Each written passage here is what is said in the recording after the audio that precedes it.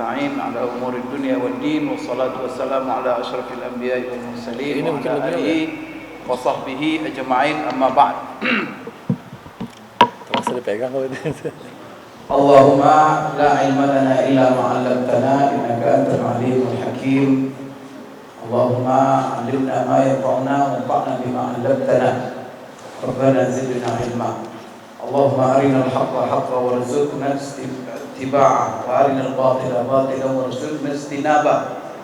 Allahumma ij'alna mimman yastami'una al-qawla fayattabi'una ahsana. Allahumma ij'alna min ibadika as-salihin. Amin ya rabbal alamin. Qala Allah ta'ala fi kitabihil karim, a'udzu billahi minasyaitonir rajim. Wa kadzalika ja'alnakum ummatan wasatan litakunu syuhada'a 'alan nas wa yakuna ar-rasulu 'alaikum syahida. Pertama sekali saya mengucapkan terima kasih kepada ISAIS, bukan ISIS ya, tapi ISAIS. Jangan salah baca.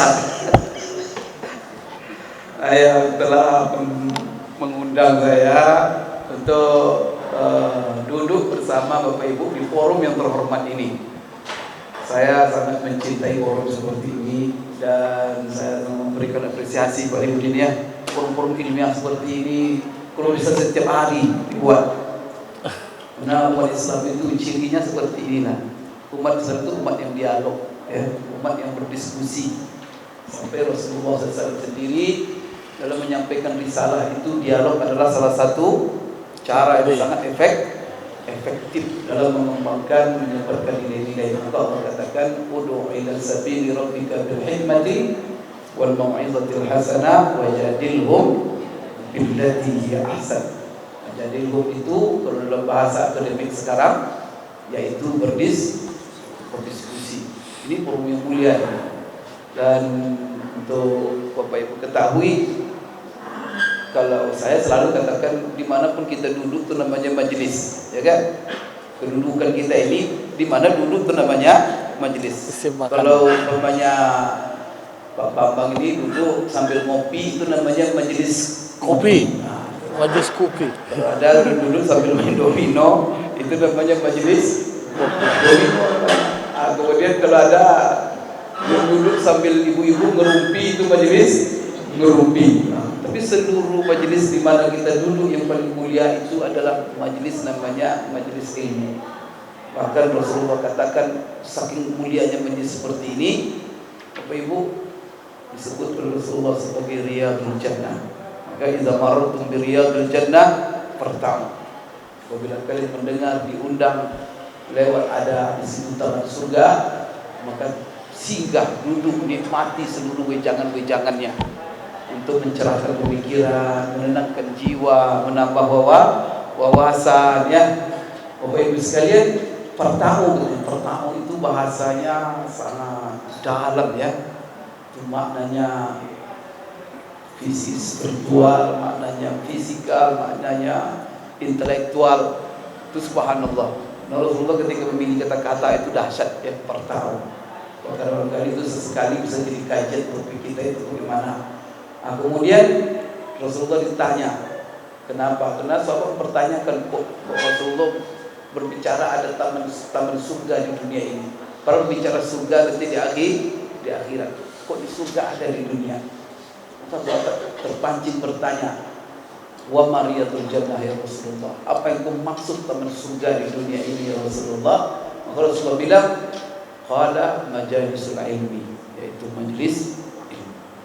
Di sini kita menambah wawasan kita, berdialog. Bapak Ibu sekalian, berdialog ini di dalam agama kita memberikan kebebasan. Semua orang bebas untuk mengeluarkan pemikirannya, mengeluarkan pendapatnya, tapi tentu dengan argumentasi, bukan istilahnya asal bunyi, itu tidak boleh. Karena kalau asal bunyi, nah argumentasi itu yang membedakan antara kita manusia dengan yang lain. Manusia tak boleh berbicara kecuali punya argumen yang logis, dan masing-masing diberi kebebasan bagaimana dia membuat ikna orang lain. Maka saya mengatakan kepada Bapak Ibu, Islam itu sebenarnya yang diinginkannya itu satu, kebebasan. Saya kan semuanya ada orang berjihad, jihad ya, jihad itu perang apa? Kenapa ada jihad dalam Islam? Sebenarnya hakikat jihad dalam Islam itu adalah muaranya untuk mewujudkan kebebasan. Maka orang yang menghadang-hadang kebebasan orang lain itu perlu, itulah lawan-lawan jihad kita. Maka apa? Membelenggu pemikiran orang lain, memaksa-maksa orang lain, kemudian mengkat orang lain dalam satu koridor, tidak boleh. Karena manusia dilahirkan oleh Allah dalam kondisi merdeka. Masyaallah. Maka berkembang. Tetapi ketika bukan dialog itu adalah satu kebebasan. Kemudian itulah sebabnya kalau kebebasan itu sudah ada, Bapak Ibu sekalian, tak perlu kita lagi. Maka ada fatwa sebagian fatwa ulama kontemporer, masih adakah penerapan jihad dengan senjata bagi umat Islam sekarang ini? Itu fatwa. Maka sebagian orang kontemporer tidak ada lagi. Kenapa? Karena dunia sudah membangun kebebasan. Maka saya sudah keliling negara Eropa. Tahun kemarin saya ke 14 negara, mulai dari Prancis sampai ke Italia. Dari ujung sampai ke apa. Saya melihat kebebasan luar biasa. Maka di Eropa itu ada sebuah positif. Saya melihat kehidupan itu kebebasan. Seperti masalah agama. Negara tidak memang karena dan ini dampak daripada sekuler, ya kan? Artinya negara tidak mengurus agama karena agama itu adalah hubungan manusia dengan Tuhan. Itu terserah manusia dengan Tuhan. Akhirnya apa? Mereka tidak mengurus agama, maka diberikan kepada semua orang kebebasan. Dan negara melindungi seluruh agama.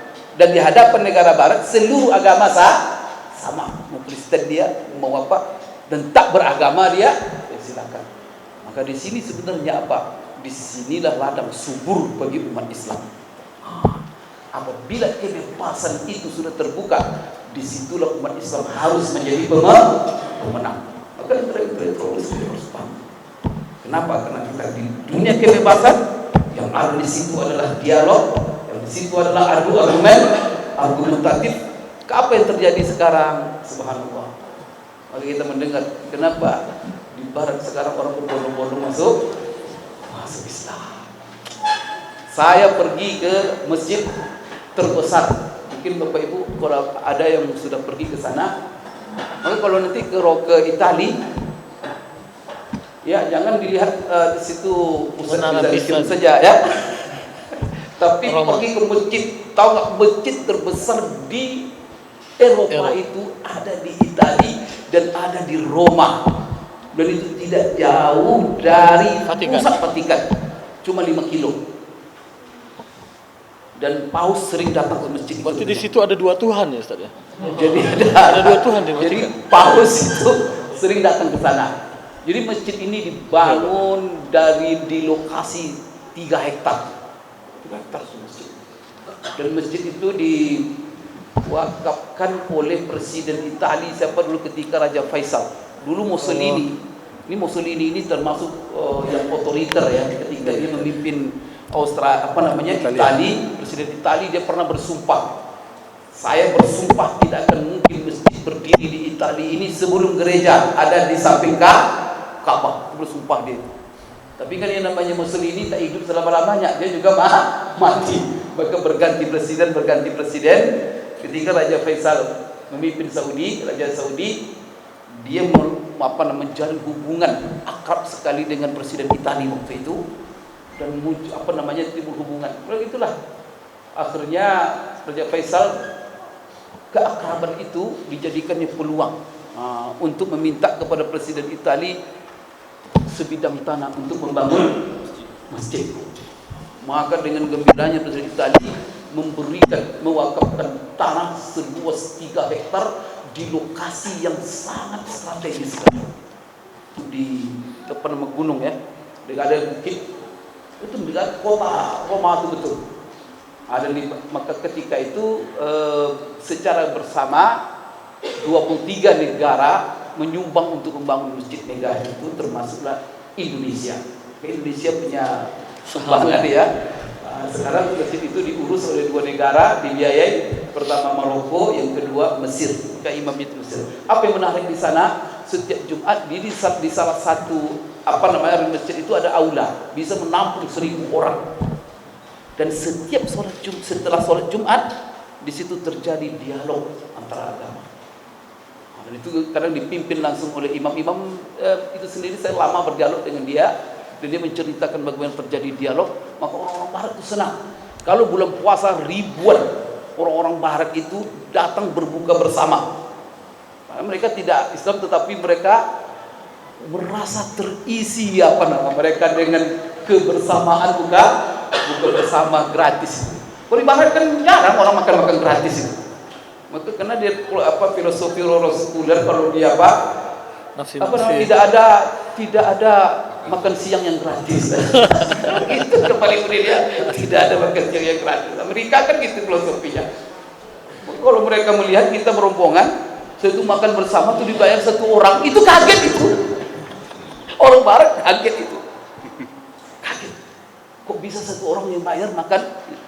Yang lebih heran lagi, suami istri kalau makan di restoran, suami bayar sendiri, istri. Sampai disitulah individualis mereka. Salah satu kenapa mereka banyak berbondong-bondong masuk Islam, melihat keakraban umat Islam ini. Maka di sana tidak ada orang menganggur. Saya ada analisis saya, kenapa di Indonesia ini banyak orang menganggur. Pagi-pagi sudah bergitar, pagi-pagi sudah main domino, pagi-pagi sudah mengadu ayam. Di negara lain tak ada orang pagi-pagi duduk-duduk, itu tak ada itu. Sampai ke Cina, yang negara 1 miliar itu penduduknya, tak ada orang duduk-duduk pagi. Saya melihat orang bermusik-musik pagi-pagi cuma di negara Indonesia ini. Karena di sana kalau seandainya mereka main-main, tak makan mereka, jadi gelandangan mereka. Di Indonesia, walaupun dia bermusik-musik menari-nari, makan terus. Tak ada nasi di rumah, makan di rumah teh. Nanti ditraktor oleh kawan. Bagi di lontong nanti ada duit, ada yang subhanallah, keakraban itu. Baik, saya ingin menceritakan sedikit bagaimana di barat itu ya. Maka saya melihat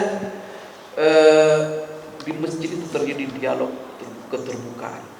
Sehingga seluruh subuhat-subuhat tentang Islam teroris, Islam radikal, Islam diskriminasi antara laki-laki dan perempuan, kan itu yang menjadi isu-isu penting membuat orang menghujat Islam. Itu dijawab dalam dialog-dialog itu semua. Sehingga yang menarik, saya tanya imam itu, untuk kita ketahui di Italia sekarang sudah ada 1.250 masjid. Kemanapun kita saya tinggal di hotel, saya buka Google. Saya salat subuh, saya buka, tolong tunjukkan kepada saya masjid terdekat sini. Betapa itu masjid dekat sekitar hotel itu.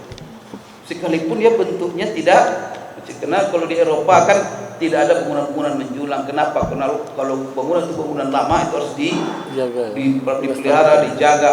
Maka banyak gereja-gereja jadi masjid, bentuknya masih gereja tapi dalamnya masjid. Kenapa? Karena negara tidak boleh merubah karakter bangunan itu. Nah itu bangunan yang menjadi jadi banyak terjadi dialog. Apa yang menarik, saya tanya imamnya, yang paling banyak masuk Islam di sini perempuan laki-laki. Dia bilang apa? Yang paling banyak masuk Islam perempuan. Jadi dari sisi dialog itu baru tahu mereka bahwa Islam itu banyak menjadikan, memposisikan wanita itu sebagai ratu dalam kehidupan.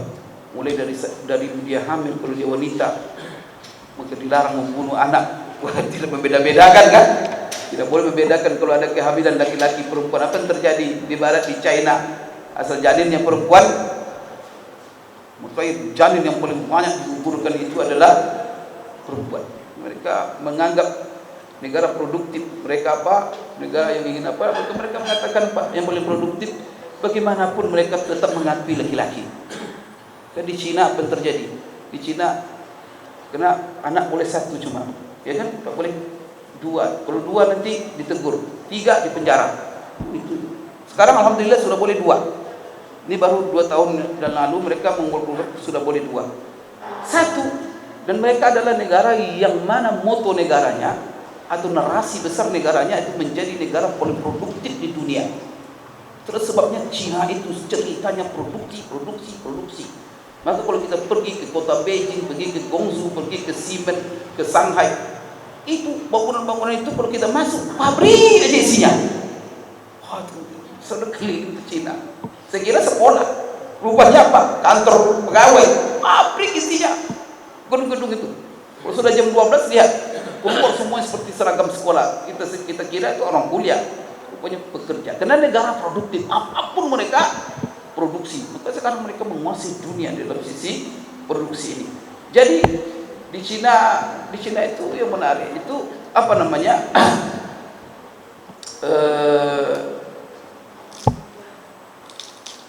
Apa tadi yang ingin saya katakan tadi ya?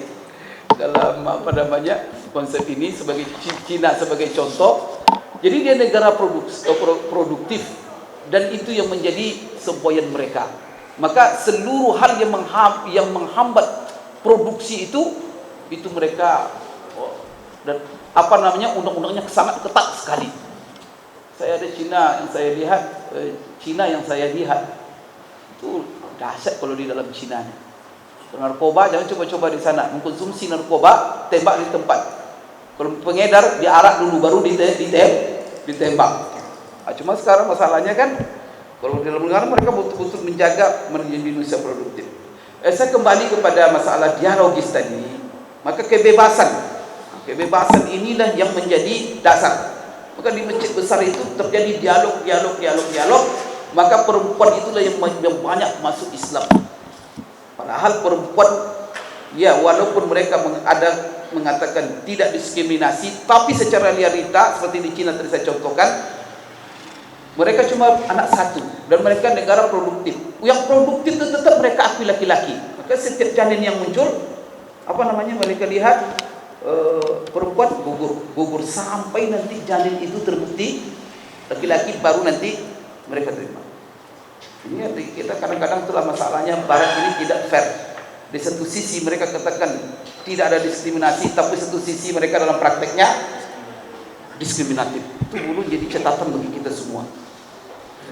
Dan itu perlu perlu data-data itu banyak sekali. Di Inggris itu coba yang paling banyak digugurkan itu adalah janin perempuan. Setiap tahun bahkan ratusan ribu sampai jutaan angkanya yang mengerikan. Cina juga begitu. Maka sekarang mereka tuh pengen laki-laki dan beranak cuma satu. Maka sekarang di sebagian daerah terisolir di Cina itu di kampung-kampung, karena mereka kan orang herbalis, mereka tahu tuh meramu obat-obat. Maka mereka meramu obat-obat supaya anak mereka banyak. Bagaimana supaya istrinya mengandung lebih dari satu anak. Maka ada di satu daerah itu katanya rata-rata itu kembar bayi yang dilahirkan. Karena mereka pengen punya anak. Apa yang terjadi sekarang? Ini bukan di Cina saja tapi seluruh negara Barat. Apa yang terjadi? Yang terjadi Bapak Ibu sekalian adalah kurangnya manusia. Kenapa? Laki-laki tak ada perempuan. Sekarang kewalahan mereka cari perempuan. Akhirnya apa? Mereka beli bayi perempuan dari Korea. Mereka beli perempuan dari, rupanya mereka butuh perempuan. Laki-laki lebih banyak. Kemudian juga di Barat. Di Barat sekarang terjadi krisis demografi. Ini mohon maaf, krisis demografi ini apa? Karena tidak adanya konsep moderasi. Karena moderasi ini adalah konsep yang disebut dalam Al-Quran wasatiyah, pertengahan. Karena kalau seandainya kita selalu membuat konsep di satu sisi berlebihan, di satu sisi kanan atau segini, tidak, konsep pertengahan pasti tidak berakibat yang baik. Akibatnya pasti negatif. Di Barat sekarang coba konsep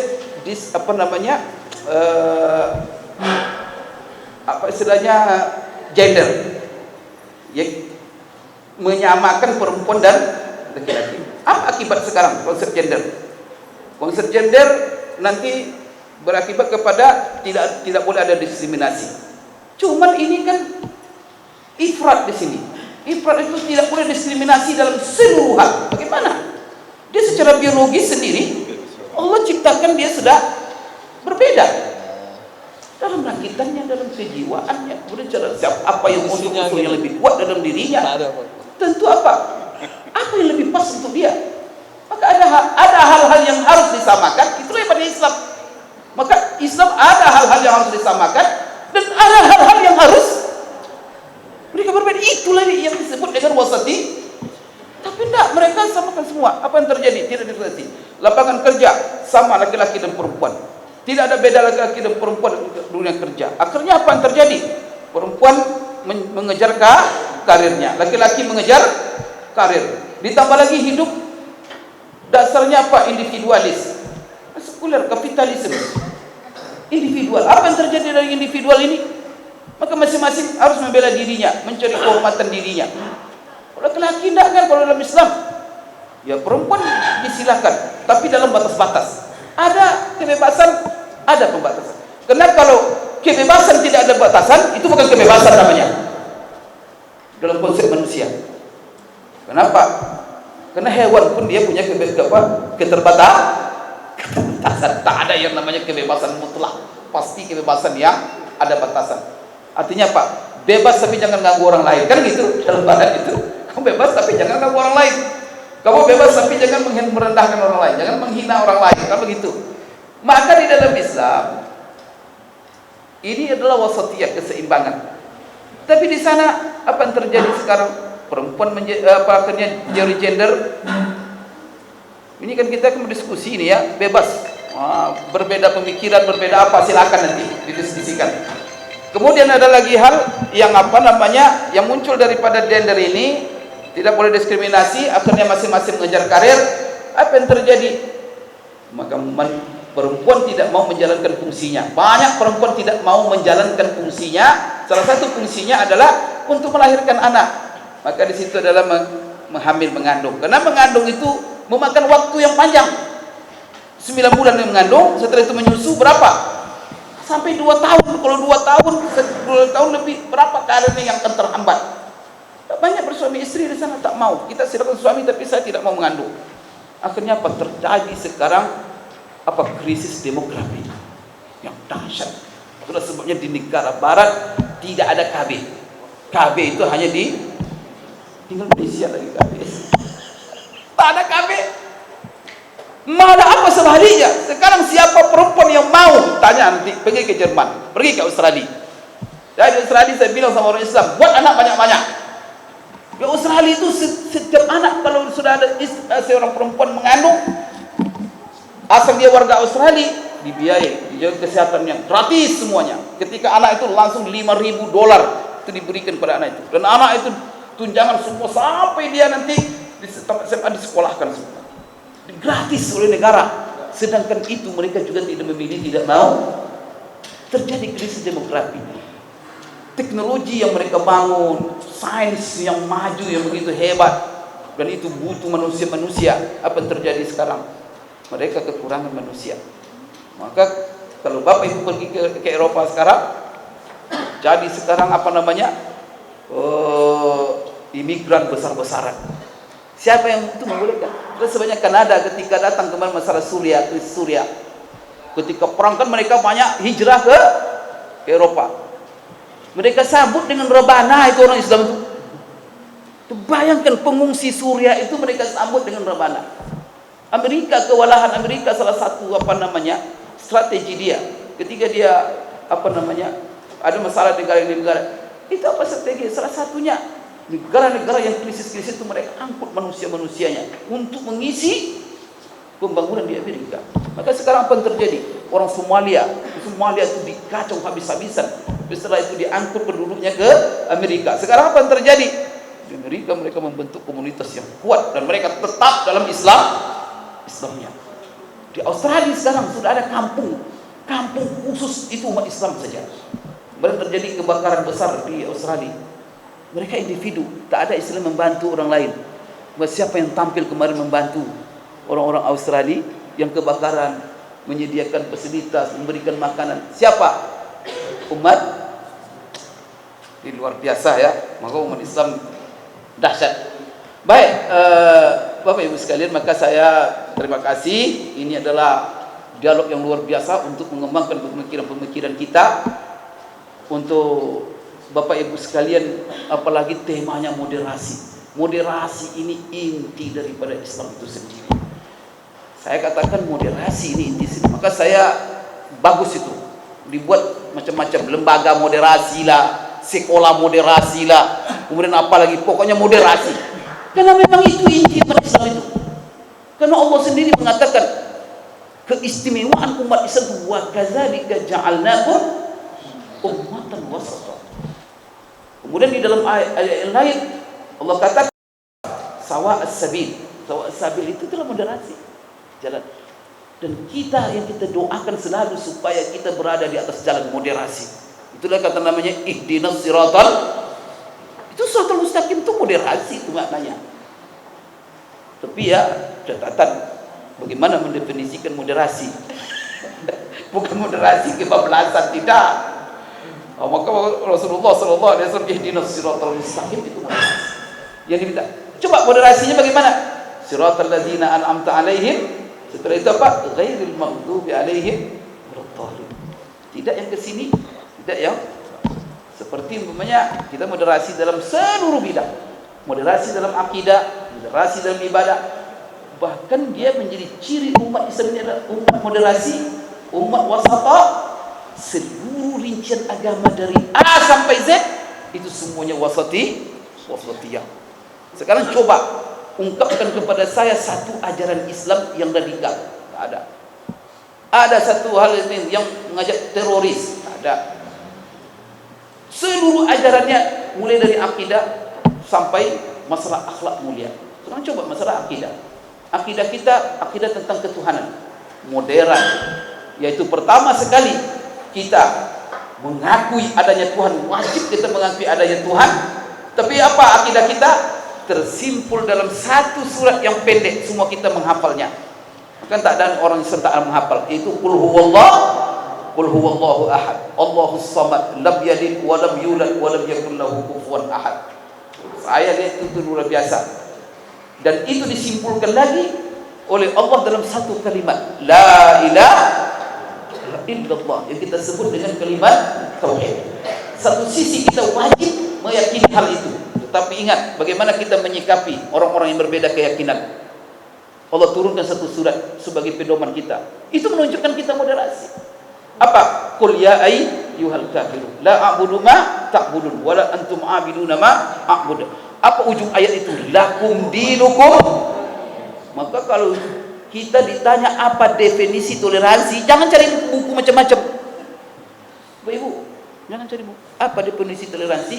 Definisi toleransi lakum dinukum waliyadin. Apa makna lakum dinukum waliyadin? Tahu tak? Itu makna yang pertama sekali mengakui eksistensi orang lain sekalipun berbeda. Anda silakan punya ideologi, tapi Anda harus hidup banyak ideologi. Dan Anda dengan ideologi Anda harus Anda tak boleh pelimplong. Tapi apa? Harus Anda ketat. Karena seluruh dunia ini siapapun yang punya ideologi baru nanti diakui ideologi kalau dia kokoh dalam ideologinya. Maka kalau ada orang memegang ideologi liberal, bangga dengan liberalnya. Seperti Pak Ali Budin tadi.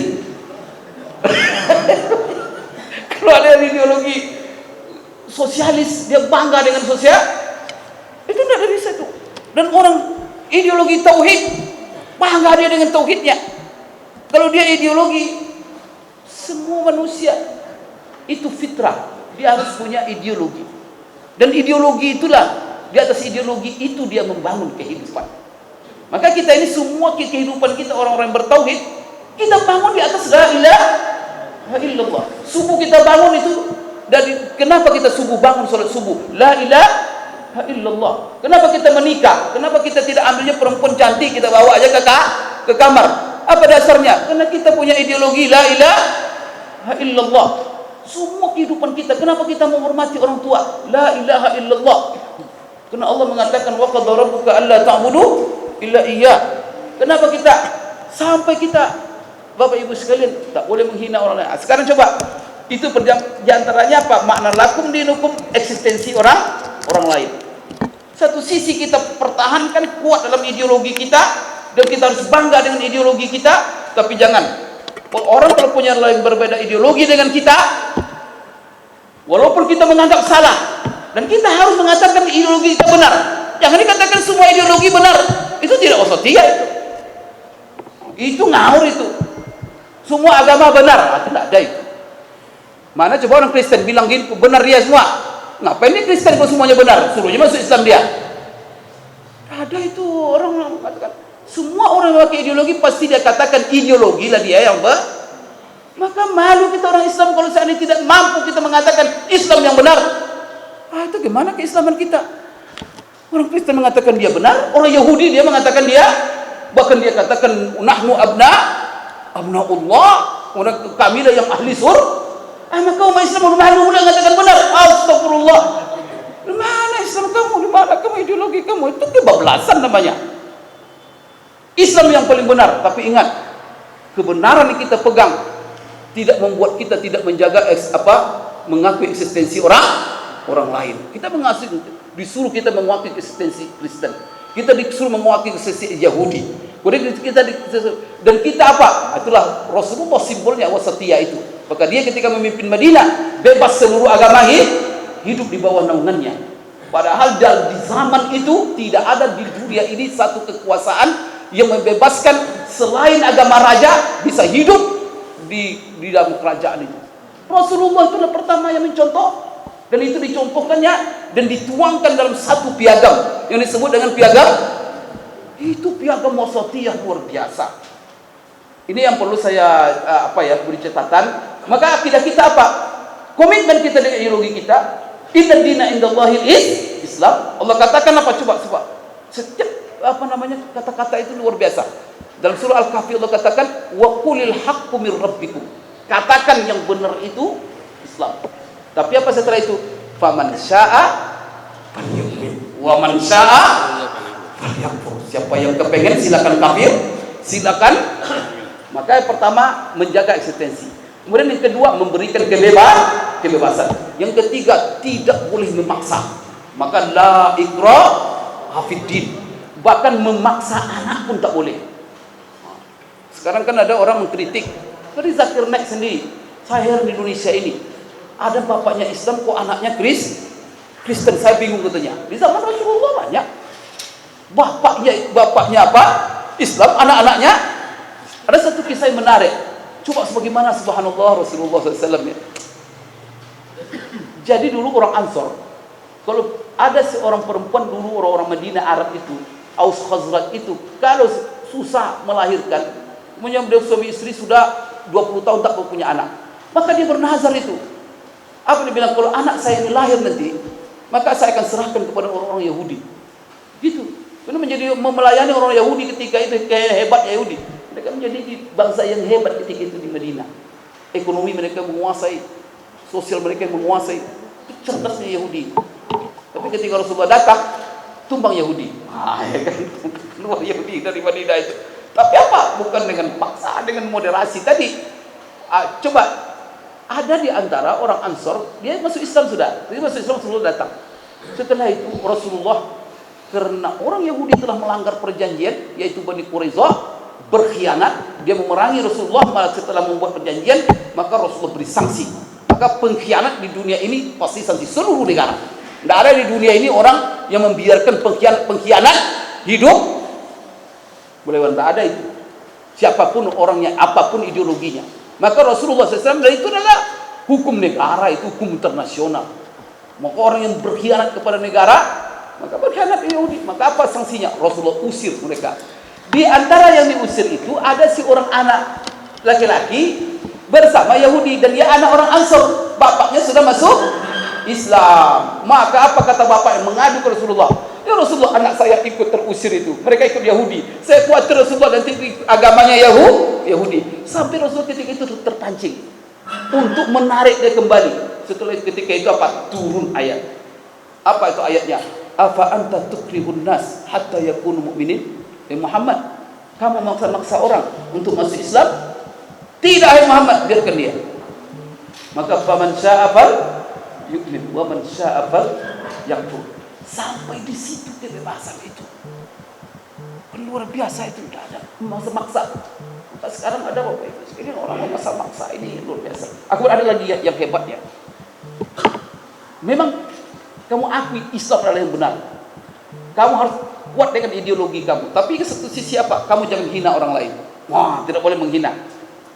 Di samping kita berikan kebebasan, kita hormati mereka, kemudian eksistensi mereka kita akui, dan tidak boleh memaksa Kemudian setelah itu apa? Tak boleh menghina. Maka tak boleh menghina simbol-simbol agama lain, apalagi di forum-forum. Dalam Islam itu haram hukumnya. Mungkin kaji-kaji ini jarang dikaji ya. Apa ayatnya? Ayatnya, coba apa kata Allah dalam Al-Quran? وَلَا تَسُبُّوا الَّذِينَ يَدْعُونَ مِنْ دُونِ اللَّهِ فَيَسُبُّوا اللَّهَ عَدْوًا بِغَيْرِ عِلْمٍ كَذَلِكَ زَيَّنَّا لِكُلِّ أُمَّةٍ عَمَلَهُمْ ثُمَّ إِلَى رَبِّهِمْ مَرْجِعُهُمْ فَيُنَبِّئُهُم بِمَا كَانُوا يَعْمَلُونَ. Apa artinya? Jangan kamu menghina orang-orang yang menyembah selain Allah. Jangan kau hina mereka, jangan kau hina Tuhan-Tuhan mereka. Apa? Kenapa? Karena nanti mereka akan berbalik menghina Allah. Maka apabila orang lain menghina Islam, menghina Quran, kemudian menghina Allah, menghina Nabi Muhammad, gara-gara mulut umat Islam, maka siapa yang berdosa pertama sekali? Maka yang berdosa pertama sekali umat Islam yang telah.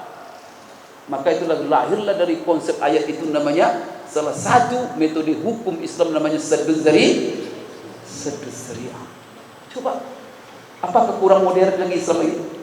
Maka itu saya katakan, kalau wasatiyah umat Islam tak perlu diajar oleh orang-orang yang di luar Islam. Karena apa? Islam itulah yang membawa ajaran toleransi. Jangan diajar-ajar pula umat Islam. Kenapa? Pelopor toleransi itu adalah umat Islam. Coba, di dalam masalah akidah, lakum dinukum waliyadin. Maka tidak ada istilah bagi kita. Apa? Doa bersama, sholat bersama, apa bersama. Itu bukan toleransi itu. Kalau toleransi dalam prinsip, oke. Kamu silakan lakukan lakum dinukum waliyadin. Kamu lakukan apa yang menurut kamu benar, silakan. Kami tak ganggu. Tapi kamu jangan ganggu pula, Pak. Dan masalah ideologi tak boleh campur baurkan. Oleh karena itu, dalam dialognya Rasulullah SAW ketika mereka menawarkan win-win solution dalam hal ini, maka kan tempat itu. Pertama Rasulullah diancam, diintimidasi, disiksa tidak juga. Setelah itu ditawarkan, digiurkan. Kan begitu cara orang itu. Untuk kalau ada orang-orang istiqamah, komitmen, begitu itu.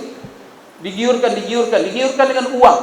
Kamu pengen apa Muhammad? Pengen raja, kami jadikan kamu raja. Kamu pengen apa Muhammad? Kamu pengen apa? Harta, kamu jadikan. Kemudian kamu pengen apa? Perempuan. Apa sosok? Tidak. Matahari kamu taruh serahkanku, kiri dia bulan sebelah kiri, aku tidak akan berhenti. Setelah itu apa? Abu Jahal itu rupanya ilmu manajemennya jalan. Maka apa? Ditawarkannya win-win solution. Kan itu kan manajemen konflik. Manajemen konflik itu bagaimana? Menawarkan win-win. Itu Abu Jahal sudah tahu itu. Abu Lahab orang berhebat orang ilmu manajemen mereka. Apa katanya? Gini aja Muhammad pun nak juga. Setahun kamu ikut kami, setahun kamu ikut kami ikut kamu. Nanti setahun lagi, nanti sama-sama beribadah kita, kami ikut ibadah kamu, menyembah Tuhan kamu. Tapi ingat, kalau kami lihat baik kamu nanti, kami ikut kamu. Tahun depannya setahun kamu ikut kami. Rasulullah itu orangnya baik. Ketika ditaruh win-win solution itu terdiam dia. Terdiam Rasulullah. Tapi ketika ditawarkan harta, matahari tentangannya apa? Nggak mau dia. Tapi ketika win-win solution, karena dia orang baik ya, maka dia bingung. Ketika ditawarkan itu, beribadah bersama, apa bersama, maka dia di keheningan Rasulullah itu langsung turun ayat, Qul ya ayyuhal kafir. Masalah ini Muhammad, tidak. Lakum dinukum waliyadin. Tetapi coba modern Islam dalam satu sisi ideologi tidak ada istilahnya tawar menawar, tapi di situ saling menghormati. Kan setia itu. Tapi di satu sisi hubungan kemanusiaan, Allah turunkan sebuah ayat, Masya Allah, yang merasakan hubungan Bapak Ibu sekalian apa? La yanhakumullahu 'anil ladzina lam yuqatilukum fid din wa lam yukhrijukum min diyarikum an tabarruhum wa tuqsitu ilaihim innallaha yuhibbul muqsitin. Saya kira tergambarlah apa filosofi Islam. Terus saya sampaikan Bapak Ibu sekalian, karena waktu sudah habis. Dan saya permisi karena saya mengejar acara, banyak sekali acara sampai malam hari ini. Nah itu, saya tadi sudah jam 8 saya temannya menunggu telepon. Saya tunggu tak ada telepon, sudah jadi acara. Jadi aku lupa lihaza. Wassalamualaikum warahmatullahi wabarakatuh. Assalamualaikum warahmatullahi wabarakatuh. Untuk nasional moderasi. Dan saya berani berdiri di sini di samping Instruktur Nasional Moderasi karena hari ini kita bukan pelatihan. Jadi mohon nanti kok beraninya Bambang dengan tanjaknya yang tidak seberapa itu berani berdiri atau duduk di samping Ustaz Mawardi yang luar biasa dan Ustaz Azmi yang instruktur nasional. Jadi saya sampaikan, mohon maaf hari ini karena bukan pelatihan moderasi, jadi saya berani. Gitu. Kemudian yang kedua, persoalan hari ini moderasi beragama dalam konteks keindonesiaan. Saya sebenarnya pengen dengar dulu sih dari Pak Azli tadi, karena saya sudah mengikuti beberapa ini ya perkembangan tentang moderasi di Indonesia. Sampai saya punya kesimpulan sederhana, semakin kita menyebut diri moderasi, semakin kita tidak moderat. Orang yang mengaku paling moderasi itu adalah orang yang paling tidak moderat di dalam kehidupan ini. Itu kesimpulan akhir dan kesimpulan awal saya. Kenapa? Karena memang negara ini gagal. Negara ini gagal memahami konsep moderasi. Saya mohon maaf dengan Ustaz Muhammad juga dan mungkin nanti dengan Ustaz Azmi. Kenapa sih selalu ketika memahami moderasi itu kita menyebut ummatan wasato, umat yang seimbang, umat yang pertengahan? Apa sih maksudnya? Akankah kita mengatakan bahwasanya sarung itu adalah nilai tengah, median kalau bahasa Pak Teddy, median Pak ya? Nilai tengah dari cingkrang dan bikini. Bisa nggak Pak Teddy merumuskan itu gitu? Median itu kan jumlah dan keseluruhan itu diambil nilai tengahnya, ada statistiknya Pak ya? Nah, statistik moderasi itu seperti apa? Apakah kita bisa meyakinkan Asy'ariyah sebagai sebuah ideologi yang paling moderat? Sementara dia itu Jabariyah. Siapa yang berani mengatakan Asy'ariyah itu tidak Jabariyah? Siapa? Selagi dia megang kasabnya itu dikendalikan oleh Allah, itu Jabariyah. Kemudian satu lagi ini, mohon maaf nama orang yang dimurtadkan oleh sebagian orang, tapi saya kagum dengan beliau, saya Nasir Hamid Habib Zaid. Beliau punya buku tuh Syafi'i, Eclecticism, Modernism, and Arabism. Jadi Syafi'i dalam kacamata dia itu punya 3 karakter: eklektis, moderat, dan Arabis. Dalam kacamata Nasir Hamid Habib Zaid. Dan itu moderatismenya itu dipahaminya seperti apa? Apakah harus di tengah? Tidak. Ini yang salah paham. Dianggap Syafi'i itu tengah-tengah antara Hambal, Malik. Dianggap tengah-tengah antara Malik, Abu Hanifah. Gimana mediannya itu? Kalau tengah itu kan jelas, Pekanbaru, Bantinang, UIN tengah-tengahnya. Itu kan jelas tuh. Ya kan? Ya tengah-tengah dikit lah, lari-lari dikit manunggal lah gitu. Tapi nilai tengah itu kan jelas. Nah sekarang moderatisme kalau dipahami seperti yang tadi ya kita paham lah, banyak referensi. Khalid Abu Fadl misalnya, The Great Thing, itu memang memahaminya begitu. Moderatisme dipahami sebagai jalan tengah. Padahal kalau kita jalan di tengah ditabrak loh. Ya kan, jalan minggir. Apalagi tengah jalan itu bahaya, sebab banyak orang putus di tengah jalan, jarang di pinggir jalan. Ya kan? Ini ada yang jomblo, nampaknya itu putusnya pasti di tengah jalan itu. Ya kan? Tengah jalan itu bahaya. Menurut saya apa yang disampaikan oleh Ustadz Mawardi juga, lakum dinukum waliyadin, ketika kita ketika dia diminta oleh Quraisy itu paling moderat. Kalau jalan tengah itu disebut moderat. Itu Quraisy itu paling moderat, lebih moderat dari Nabi Muhammad. Mohon maaf, jangan direkam ya. Direkam. Quraisy itu moderat banget. Kenapa tidak moderat? Muhammad waktu itu kan dia biasa aja kan, orang Quraisy itu. Muhammad, hari ini saya sembah Tuhan kamu, besok kau sembah Tuhan aku. Itu moderat kan? Kalau jalan tengah, ibu, ini jalan tengah dengan suami ibu pengen banget ngasih ibu duit cuma 500.000 sebulan bu. Sementara ibu mintanya 5 juta. Akhirnya ambil jalan tengah berapa? 2,5 juta ya bu ya. Ibu turun 1,5 juta, saya naikin jadi 1. Nanti diturunin lagi, begitulah ketemu angka 2,5 juta. Apakah ini yang namanya moderation? Saya lebih senang moderat itu dipahami. Ini mohon maaf, satu tokoh yang saya kagumi, Abdurrahman Wahid. Modernism is social justice. Langsung dot, titik. Kalau mau tahu modernisme itu apa? Social justice. Selagi keadilan sosial belum wujud, nggak ada cerita modernisme itu kan. Social justice. Seluruh infrastruktur harus dibangun menuju social justice. Apakah beliau seorang komunis? Ya tidak. Tidak. Karena social justice itu bukan cuma murni pure di komunis. Orang liberal juga bisa social justice. Jadi itu definisi. Dan negara gagal memahami itu. Kenapa gagal? Kemarin istilahnya cingkrang dan tidak cingkrang, sadar dipersoalkan. Nggak di situ persoalannya Bapak Ibu. Persoalannya bukan di soal usolli, tidak usolli, dicari jalan tengahnya, akhirnya tidak pakai usolli. Allahu Akbar, kan begitu. Kalau mau cari moderat, makanya moderatisme itu saya memahaminya social justice saja. Tidak usah berpikir jalan tengah itu yang mana. Semakin kita mengakui, oh saya yang paling tengah gitu, ya semakin saya tidak moderat, berarti orang lain tidak di tengah. Itu yang logikanya. Nah kemudian bagaimana di Indonesia? Kenapa modernisme itu dipahami? Ini paham yang selalu yang saya sebut gagal pemerintah memahami dia. Karena modernisme itu ketika dilihat di kamus, dia become less extreme atau become less radical. Jadi antonimnya, lawan dari moderat adalah radikal.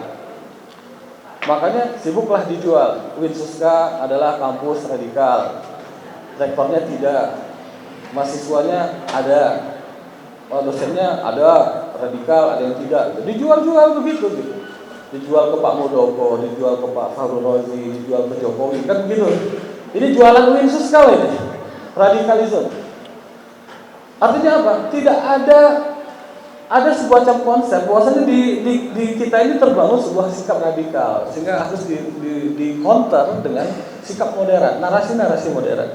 Jadi Bapak Ibu yang kami muliakan, sejarah Indonesia itu radikal itu apa? Radikal itu dalam ini saya karena biasa ini mohon maaf sedikit cerita tentang saya, nggak ada apa-apanya tadi. Saya cuma pernah melakukan penelitian tentang terorisme dan akar fundamentalisme di pesantren di Riau. Itu pernah saya teliti dan sudah dimuat di jurnal juga. Dan saya meneliti konten dari turas dan kitab-kitab klasik yang dipelajari di pesantren di Riau. Saya ambil 2 pesantren. Jadi Riau itu tidak punya tradisi fundamentalisme. Orang Riau itu apalah, pijak semut saja tak mati. Nah kan di tubuh orang hati-hati, kau nanti bertumbuh. Beda sama orang Batak. Orang Batak nanya kita aja, woi kau udah makan kau? Atau kan beda gitu. Orang Riau itu tidak ada punya karakter fundamentalisme. Tapi ya nggak tahu jualannya laku di Riau kan? Terutama di Winsuska Riau. Nah, radikalisme itu dipahami apa? Ketika ada ide transnasional, ini masalahnya soal transnasionalisme. Dan memahami transnasionalisme di Indonesia itu lucu. Jemaah tabligh dimasukin juga ke transnasionalisme. Kan lucu. Syiah masuk transnasionalisme. Itu paling lucu lagi.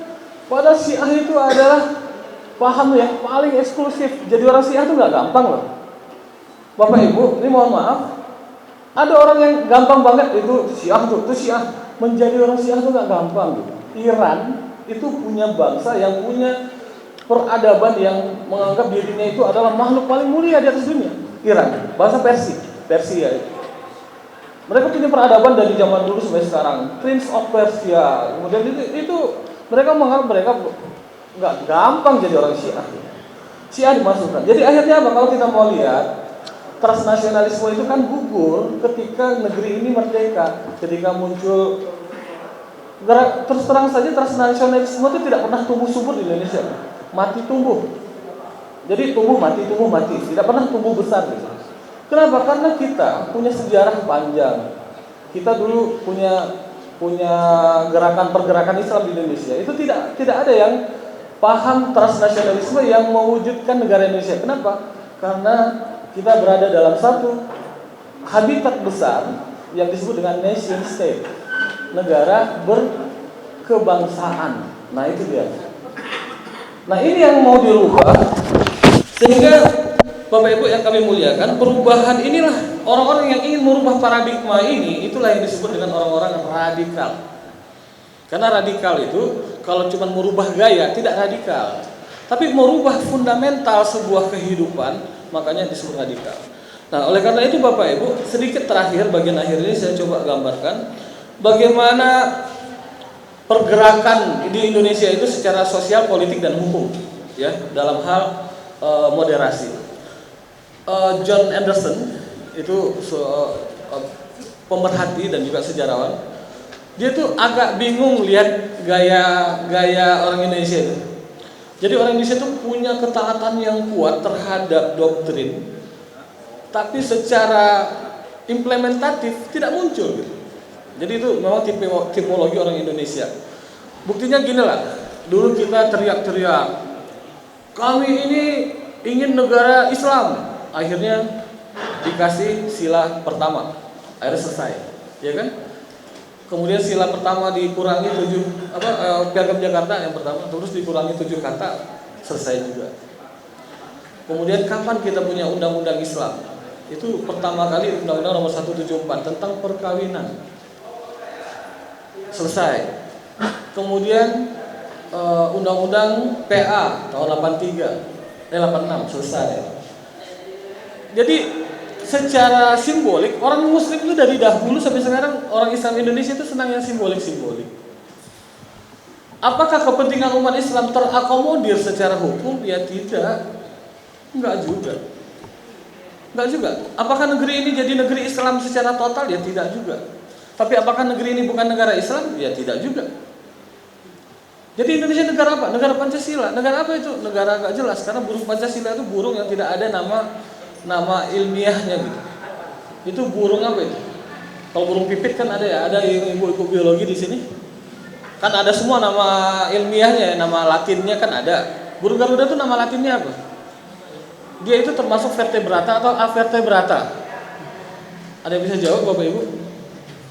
Nah, makanya karena tidak jelas dasar negaranya, lambang negaranya, jadi ideologinya juga tidak jelas.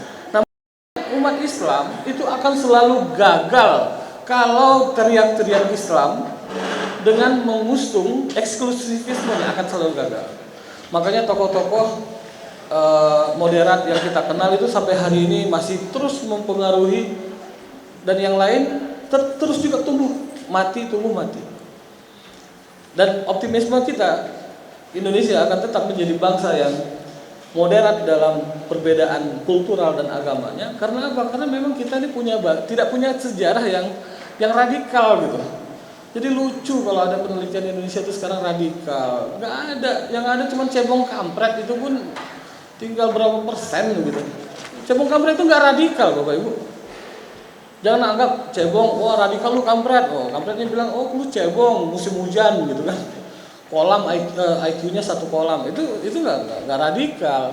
Yang radikal itu ketika seseorang ingin mengubah tatanan negara, itu radikal. Nah, tatanan negara ini dibangun oleh sebuah konvensi dunia. Makanya sekarang sejak Pan-Islamisme muncul, sejak pergerakan Islam muncul di Arab Saudi, di Asia Barat Daya dan seterusnya, itu semuanya mengusung kepada nation state gitu. Dan itu sebuah kesepakatan. Jadi khilafah gimana khilafah? Khilafah ya kayak inilah ya, kayak air supply. Goodbye gitu. Goodbye khilafah. Jadi udah masanya kita di nation state. Jadi oleh karena itu Bapak Ibu, sebagai titik akhir, nanti karena banyak diskusi nih, mohon maaf kalau lewat waktunya, saya cuma buka karena tadi Ustaz mau dipakai ayat Quran ya, di Jumat juga berpahala kalau baca ayat Quran ya. Saya juga mau menunjukkan sedikit tahsin saya yang bisa membedakan mad 2 harkat dan 1 harkat gitu. A'udzubillahi minasyaitonirrajim. Fa in jahadaka 'ala an tusyrika bima laysa laka bihi ilmun fala tuti'huma wa sahibhuma hina pas wasahibhuma fid dunya ma'rufan. Sadaqallahu azim. Jangan lagi nanti nambah salah tahsin saya. Intinya begini Bapak Ibu, adakah hubungan sosial yang lebih pantas diperjuangkan selain anak dan orang tua? Enggak ada. Orang tua. Ketika orang tua mengatakan, jahadaka ala an tusyrika bi, dosa apakah yang lebih besar dari syirik, ada nggak? Jadi mohon maaf, apapun dosa kita semua di sini, mulai dari rektor dosanya sampai saya dosanya, itu nggak akan lebih besar dari syirik, semuanya bisa dimaafkan.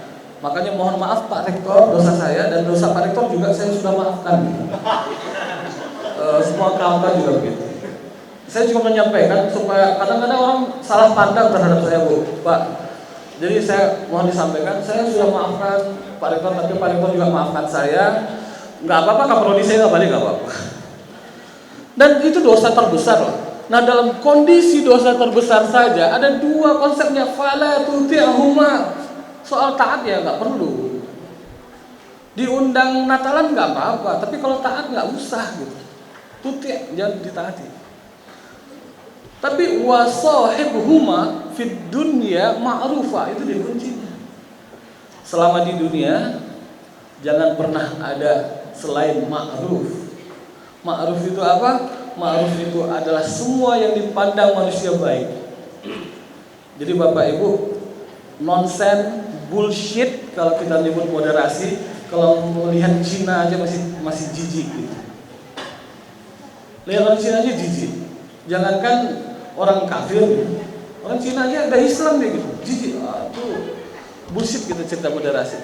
Jadi sekali lagi intinya moderasi adalah social justice. Ini yang saya pahami. Dan mohon maaf bahasa yang saya sampaikan kalau kurang berkenan, tapi intinya dalam pergerakan moderasi di Indonesia kita masih belum punya arah yang jelas, dan mudah-mudahan di bawah pimpinan Pak Fahrul Razi nanti Kemenak punya tim yang memang benar-benar bisa secara akademis mewujudkan social justice. Karena tanpa social justice moderasi beragama tidak akan mungkin terwujud. Terima kasih Bapak Ibu. Mohon maaf sekali lagi. Assalamualaikum warahmatullahi wabarakatuh.